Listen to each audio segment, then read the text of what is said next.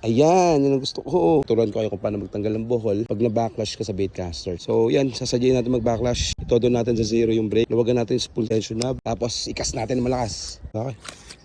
Ayan, try natin. Mukhang malala. Yan, malala guys. Yung nahanap nating backlash. Pasukahin nyo lang dito sa gitna. Paluwagin nyo lang. Pasatak. Pag ayaw pa rin, ganun ulit gawin nyo. Pasukahin nyo lang. Malala to guys ha. Ganyan lang. Rinse and repeat. Pasusukahin nyo lang dito. Huwag yung pwersahin nyo dito hatak guys ha. Pag hinatak nyo ng ganyan, babaon yan doon. Mahirapan kayo magtanggal.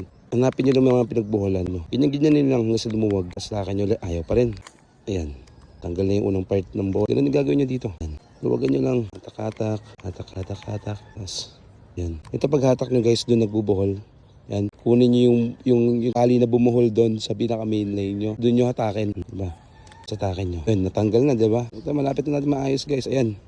Nakita nyo ulit. Paghatak ko, yun, may taling bumubuhol doon. Yun yung umaharang. Kukunin ko ngayon yun. Pag kunin, ganyan. Ayaw pa rin matanggal. So, yan. Hatak. Yan, konti na lang guys. Hatak. Yan. Kita nyo. Yan na. Malapit na natin matanggal. Okay. So, natanggal natin yung backlash, diba? Okay. So ngayon gagawin, hawakan nyo dito, tapos i-reel in nyo. Last na tip guys ha, pag magtatanggal kayo ng backlash, huwag nyo gagawin yung tatanggalin nyo yung side plate nyo, tapos tatanggalin nyo itong spool, tapos doon nyo ayusin. Naku, huwag nyo gagawin yun. Mas lalo magbubuhol. Hindi nyo maayos yung yung backlash. Ay, yun nga. Ba't ko ginawa? Kakasabi ko lang na wag gawin eh. Yan, ang hirap niyan guys. Para hindi magbuhol to, kundi tapon na yung linya ko. Diba? Sabi sa inyo, huwag nyo gagawin yun eh. Wala na, sumuka na kasi.